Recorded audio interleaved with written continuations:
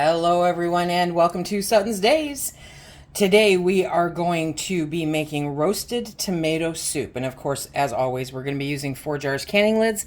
Be sure to check out the link below and the discount code to save yourself 10% on the best lids that I've seen in a number of years. I absolutely love these lids. So, roasted tomato soup. It is on page 287 of the all-new Ball Book of Canning and Preserving. I mentioned this book recently in my video of my favorite canning books, and I am looking forward to this recipe. So real quick, I'm going to run down the ingredients so that you know what they are. It makes 6 pints or 3 quarts, roughly. We'll see how that turns out. But 8 pounds of plum tomatoes. As you can tell, these are not plum tomatoes, okay? These are the tomatoes that I grew. I can only eat so many Mater sandwiches, so I'm going to turn them into roasted tomato soup.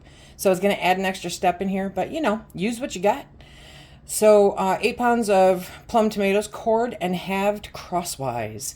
5 teaspoons of salt divided, 2 teaspoons of ground black pepper divided, 1 tablespoon of olive oil, 2 cups of chopped onion, 4 garlic cloves minced, and 1 cup of dry white wine, 4 cups of chicken broth or vegetable stock, and 1 cup of tightly packed basil leaves. I will not be adding the basil to my recipe, so you do you, okay?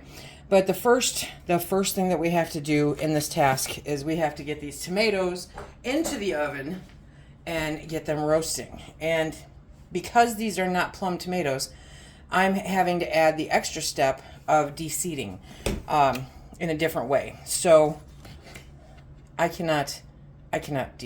probably could de-seed a lot of that, but I'm not gonna. So I'm taking the tomatoes, I'm lining them up. They need to go onto the sheet where they're cut side up, okay? Because that's gonna get you the bestest roasting. Yes, it is. And I also have a whole bunch of cherry tomatoes, different varieties of cherry tomatoes, and I'm just going to be adding them onto a sheet as is. I am not cutting open all of those cherry tomatoes. That's not happening, my loves, okay? So once I get this all filled up, we'll be back. I got 2 baking sheets filled, okay? And so now, oh yeah, and the oven is preheating at 375 degrees. So we are just sprinkling some salt and pepper onto the tomatoes. It gives you measurements, but I really believe that, like garlic, this is one of those things that you measure with your hot. Okay, so definitely you do you. And now I have to get this one. Dun, dun, dun, dun. Look at all those tomatoes. Tomatoes is good. We're going to bake these in the oven at 375 degrees for 45 minutes or until they're soft. So we've got a little bit of time in between, which means I can get some other stuff done. Yay. Oh, I love this pepper. Okay. We're going to put these in the oven, and we'll be back when they come out. There they go. Let's take a look.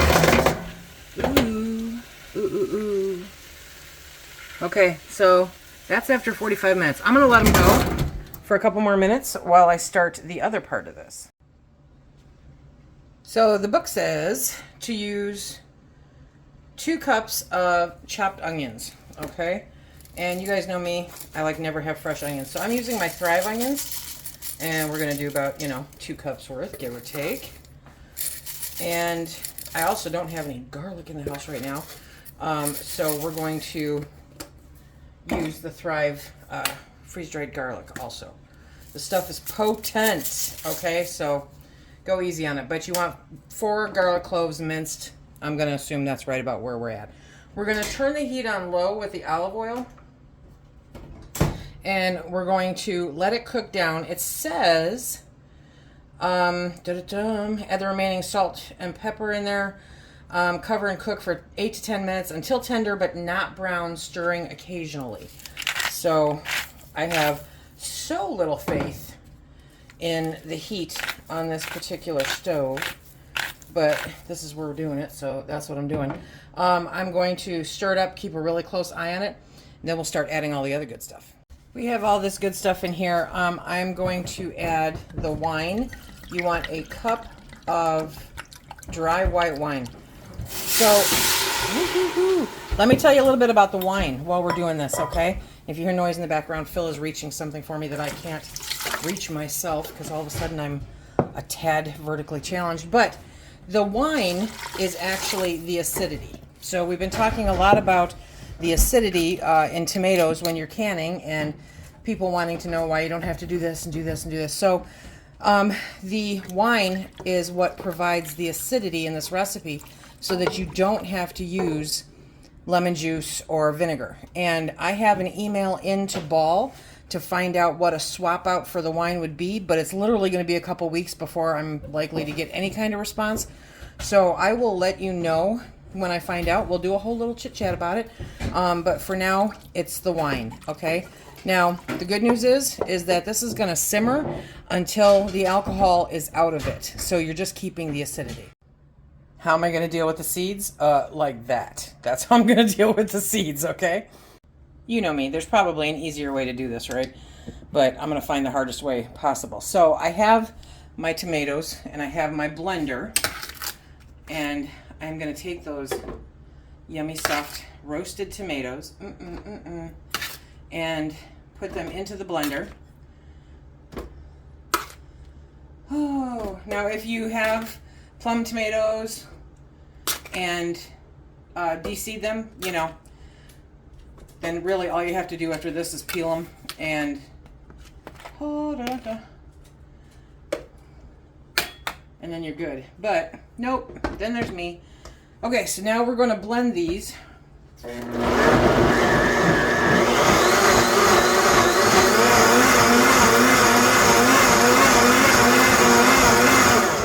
Okay, so we blend that up, and then I'm going to pour it over the strainer. I wish I had a better vantage point for you, but I don't. So I'm just going to pour them straight into here, and the sieve should catch any of the stuff that I don't want in my soup. Okay, so we're going to wash, rinse, repeat. It strains right into the soup pot. Make sure your soup is on low at this stage. Okay, and that's all going to meld together. Oh my goodness. That is all the seeds and the skin from the tomatoes. I had just enough that I wasn't sure it was going to fit in the other pot, so I put it in here. And now we're going to blend up the stuff that's in the pot. I have pot number 2 on the stove. I have pot number 1 right here. And look at that. Okay, so we are going to spoon this up into, see, we don't want the chunks, right? Nobody wants chunky tomato soup. Well, okay, maybe you do. But we're going to spoon this up, probably making an unbelievable mess. And we're going to blend this so that it processes down all of the garlic and onions that were in there. Okay. And then we'll just take the pitcher from the blender and put it over into the pot.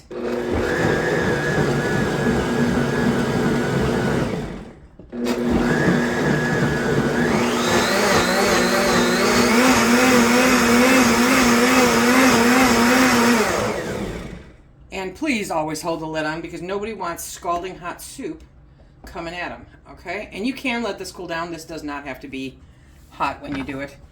Look at that color. Do you see that color? Oh my goodness. Oh my goodness. And so, poof, we just add that into the pot and wash, rinse, repeat until it's all done. It smells amazing. It smells so good. Oh my gosh. I personally think I got the right amount of garlic in there. Yes, yes, yes. Okay. I am very excited. I am also making a mess. That is nothing new for you, Lisa. I know. Yes, talking to myself again. Here we go.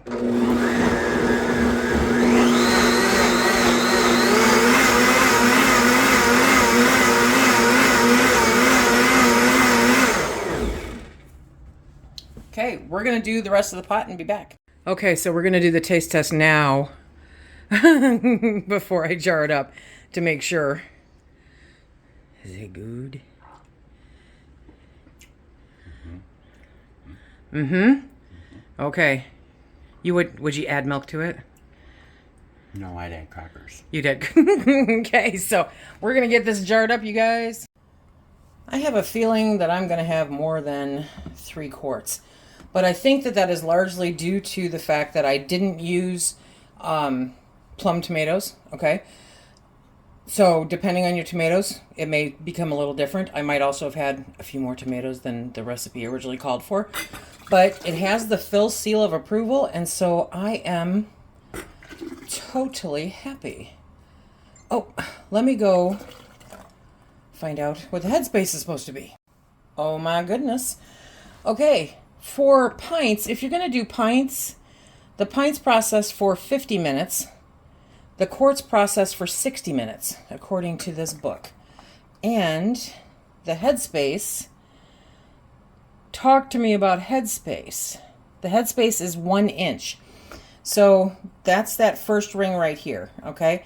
Now, my concern here is that tomato products tend to swell when they are being canned. So we'll see how that fares. We will find out. And that, look at the book when you look at the book to figure out that is the headspace that is the processing time for me. I mean, with the weighted jiggler. Thank you. Let me read straight from the book here. So it says to vent for 10 minutes, place the counterweight or the weighted gauge on the vent, bring the pressure to 10 pounds for the weighted gauge canner or 11 pounds for the dial gauge canner. There is a method which I will find for you all, and I'll put it in the description box below. If you are above 1,000 feet, then that changes. So I will look it up and see what it should be for you if you're above 1,000 feet. And I'll put that in the description box below, okay? It puts it in there for my elevation, but not everybody's elevation, which is again why we need the National Center for Home Food Preservation Complete Guide to Home Canning book and or website, so that we can make sure that we're doing this safely and properly. Okay? Yeah, I'm gonna get more than 3 quarts. Let's see, it might actually get me 7. Let's see what it turns out to be. Okay, they're all in there. We're going to let that start venting a steady stream of steam. We'll be back when it does. I'm going to try to capture this. I'm going to try. Okay, so I don't know if you can see the steam. That is steam, but it is not a steady stream of steam. Okay, so that does not count as part of your 10 minutes of venting. It has to be a steady stream of steam. A steady stream of steam is something that is both audible and visual, okay? So I know that this is a steady stream of steam, and yeah, that came up. That's not always a tell, but that came up. So that is a steady stream of steam. Hear it? Okay, so now we're going to set our timer for 10 minutes. My timer went off. It's been venting for 10 minutes. So now I'm going to put my jiggler on there. Okay, when that starts to do its hula dance, that's when I start my timer. That's also when I adjust my heat, because you don't want it to jiggle too fast or too slow. I'll put a link down below on the jiggler so that you can take a closer look at that, but we call it a hula, so let's get to the hula. Oh, in my haste, I must have accidentally hit the wrong button and did not record when I transferred the jars from the counter to the canner. Wiped the rims, did all that fun stuff. You guys know the drill, right? Okay, if not, take a look at any of my other videos. The canner depressurized on its own. I don't know why it felt like it took forever today. It didn't. I actually timed this one. It took about a half hour, 40 minutes, something like that. But because it's so hot and humid outside, I had the air going a little higher than normal because the oven was killing me. So I am just going to turn the lid and not remove it, but tip it. Okay, just like I did right there. Because that will prevent the jars from siphoning due to a sudden temperature change. That allows them to more slowly get used to the temperature out here. I do this a lot in the wintertime, and I do this a lot when I have the air running. So, you know, probably 3-4 months out of the year, I don't do this as frequently. But in this particular instance, I want to make sure that I don't have them siphon. So I'm going to talk to you for a couple minutes while this is happening. Remember, Forjars canning lids, okay? These are my lids of choice. They are phenomenal and wonderful, and I have remarkable success with them. Literally since December of 2022, I have had 3 whole whopping failures with these lids, and they were because I did something, not the lids. So that is absolutely phenomenal. See this? You can see the little button right there, right? It does not have the same ping pop, you know, that the other lids do, but you can still hear them ping sometimes. I don't know. We'll see. We shall see. Now, as I mentioned, tomatoes tend to swell, and so siphoning can become more of an issue with these. And I can tell that these definitely siphoned. Now, also during the canning process, you see that it's separated a bit also. But I was very proud of myself. Woo-hoo-hoo. Very proud of myself because I kept that rocker rocking at just the pace it was supposed to. That one, in case you're wondering, let me bring you down, Lise. That one, the first one I pulled out, I'm noticing is not bubbling, which means Phil may be having some tomato soup. Yeah, we're gonna see how these all do. Oh yeah, check it out. That is siphoning. Oh, you know, it happens, it does. It's not what you want to happen, but it is what happens sometimes. So, we're gonna see how these all do. I'll let you know on Monday with Monday Night Live. But definitely there was some, that's going to be fun. There was some siphoning in there, right? And you can tell because it's on the jars. That's a bit of a bummer. Yes, it is. But it happens. What are you going to do? And I actually, other than the fact that it's tomatoes, and this is what tomatoes do, I have no idea what else would cause it. So check in for Monday Night Live tomorrow night, and I'll let you know what happened with that one jar, because I think the rest of them are doing pretty good. Oh, siphoning does not mean failure, okay? But siphoning does mean keep an eye on those jars, like the one there that has all that stuff in it. I'm going to keep a really close eye on that jar and mark it and make sure that it's used first. I'll do this again, most definitely, and I may do a little less headspace. Now, headspace is part of the calculation for making sure that it gets to the right temperature, does all the right stuff.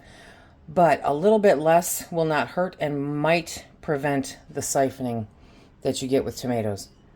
Tomatoes are just so much fun. Okay, everybody, remember, I'll give you a link to the book. I'll give the link down below for the canning lids and for the, what did I say, for the jiggler, video for the jiggler so that you can check it out if you are interested in the jiggler. Do you use the jiggler? Put a comment in the comment section down below. Okay, everybody, until next time, roasted tomato soup on the shelves. Have a great day. Be safe.